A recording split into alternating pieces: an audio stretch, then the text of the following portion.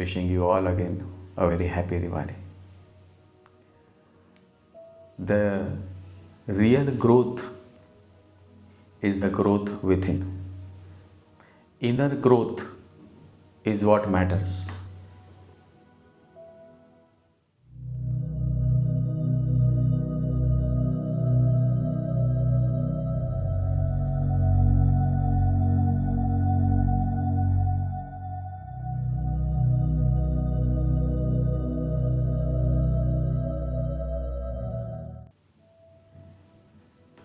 What is the way, how you can attain this inner growth? Yesterday I was reading about Neem Karoli Baba, and a disciple was mentioning that when he was very young, he met an old man, and the old man came near him and said to him that I will give you a mantra. And the disciple writes that I said, I don't want. But the old man said, no, I will give you. And so the disciple agreed. And after a few days, after a few months, he realized that the man who offered him the mantra was none other than Neem Karoli Baba. So the significance of mantra chanting is immense.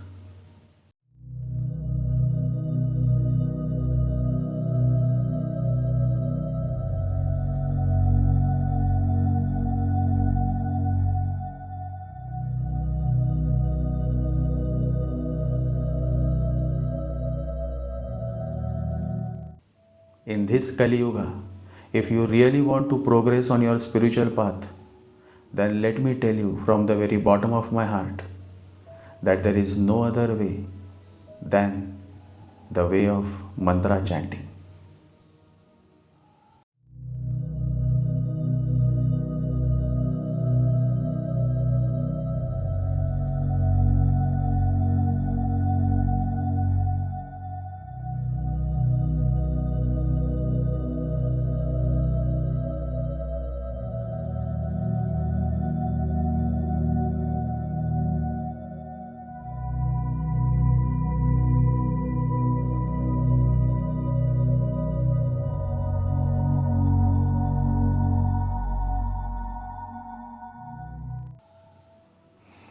Next year, my new book, Focus on Your Inner Growth, is getting published. And in this podcast, I have talked more about how you can focus on your inner growth and the significance of mantra chanting.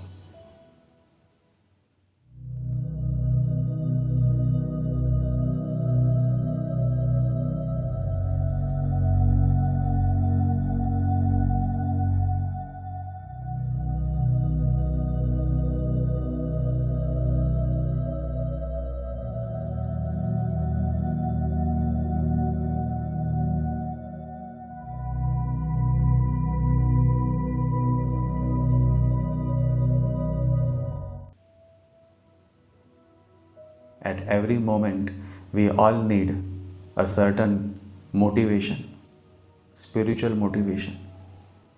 You may know about it, but still you need a reminder. This podcast you can consider as a reminder, a motivator, so that you continue to chant. And if you are not chanting, then you start chanting. So let's begin.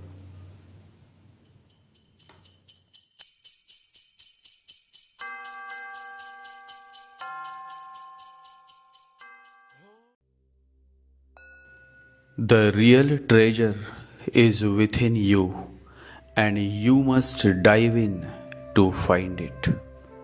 Whether you are a businessman or a serviceman, whether you are an artist or a politician, you will witness growth in your career only when you start turning inwards. The way towards inner growth goes through the daily practice of turning inwards. And this practice of turning inwards is possible only through meditation and chanting. The significance of chanting is immense in the whole spiritual journey that one undertakes. Every great saint and enlightened yogis have emphasized the significance of chanting. Through daily chanting, you can tame the monkey mind, and it is only through chanting that the mind can become still. I remember that when I had met the very first enlightened master, and his name was Dr. Ram Bhosle, a world renowned massage therapist and a great healer. His very first message to me was, first you have to still your wavering mind. I was 20 years old at that time. Dr. Ram Bhosle Sahib had lived with Mahavatar Babaji for nearly 5 years in the Himalayas. And so it was indeed a great blessing to receive his guidance during the very early years of my life. And I am truly unable to express my gratitude towards him. To me, he is indeed no less than Mahavatar Babaji itself. So the very first step towards embarking your spiritual journey is to ensure that you chant daily. The mantra is a great powerhouse that can slowly and steadily take over the wavering mind, and once this happens, you truly start enjoying and rejoicing this wonderful journey that ultimately progresses in realizing yourself. I suppose this joyous state is addressed as Atmananda, meaning the joy of the soul. Many a time people ask, when will I find my Guru? The answer is simple, when you are ready. This readiness comes when your mind becomes still. And to attain the stillness of the mind, you have to first start chanting. One beautiful quote of Sant Tukaram Maharaj is, there is so much sweetness in chanting. There is so much nectar in the name of God. You won't have to go to any holy place. As you repeat the name of God, your entire body becomes a holy place. Your mind itself becomes a holy place. You can chant the mantra of your choice. Every mantra has a specific energy and a specific outcome. I generally encourage the chanting of simple and soothing mantras because when the mantra is short and simple, progress happens much faster.